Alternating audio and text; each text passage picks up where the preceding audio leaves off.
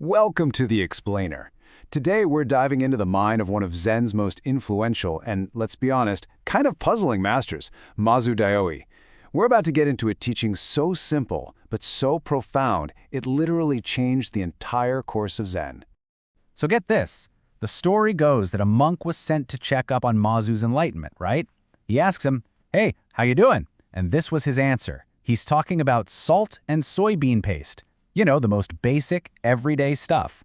What could that possibly have to do with some grand awakening? It sounds so strange, almost like a throwaway comment. But to his teacher, who apparently just nodded in approval, this was the perfect answer.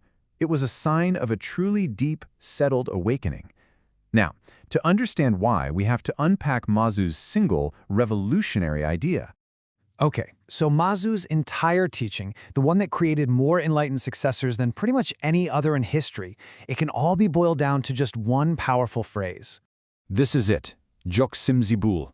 What it means is, this very mind is the Buddha. Now you have to understand, this was totally radical back then.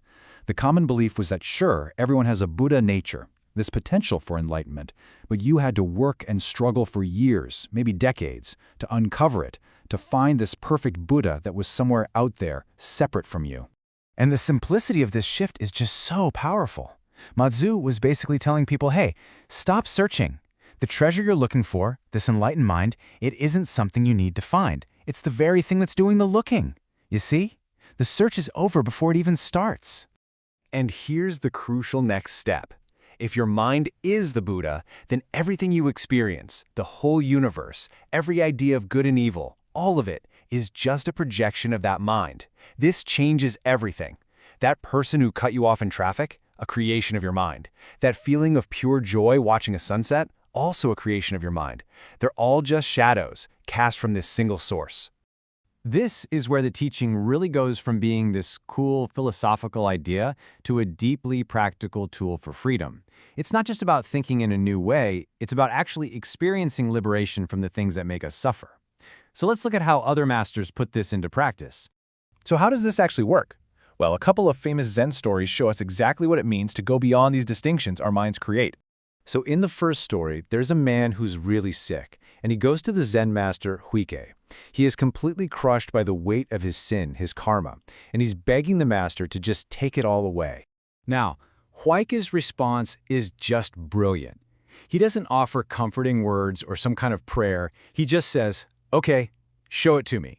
Bring this thing you call sin right here, and I'll get rid of it for you." So the man turns inward. He starts searching and digging around inside himself for this solid thing, this sin that's causing him all this pain. But no matter how hard he looks, he can't find it. It has no substance, no form. There's nothing there to grab onto. And in that moment, poof, he was free. Huike's point was crystal clear. The sin was just a concept, a story his mind had created and then attached to his suffering. The second he saw he couldn't actually find it, its power over him just vanished. And we see the same idea in another great story about the master Huineng. He's being chased by this monk, Daming, and he suddenly stops and tells him, think neither of good nor of evil. In that pause, that moment of pure non-judgment, when all the mental labels are dropped, he asks, at this very moment, what is your original face?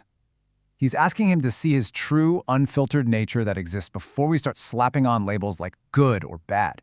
And by dropping those labels, the monk got it. He instantly saw that undivided reality that Mazu was also pointing to. So, what was the real-world impact of this teaching? I mean, it sounds simple, but did it actually work? Well, it was nothing short of immense. It didn't just get a few followers. It created a whole generation of masters. 139. That number is just wild in Zen history. It wasn't just about having a bunch of students, it was about creating actual masters. This proved that his teaching wasn't some secret for a chosen few. No, it was a direct, accessible path that could reliably lead others to that same deep awakening. This showed that his method wasn't just some clever theory. It was a potent, repeatable path to awakening. His teaching just exploded, spreading in all directions and becoming a central pillar of Zen that would influence countless people for centuries. But as his life came to an end, Mazu, being Mazu, didn't give some straightforward final speech.